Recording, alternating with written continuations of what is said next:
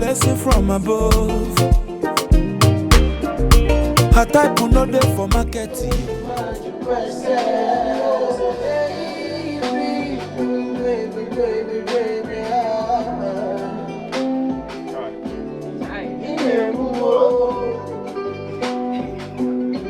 It's a very good wedding song.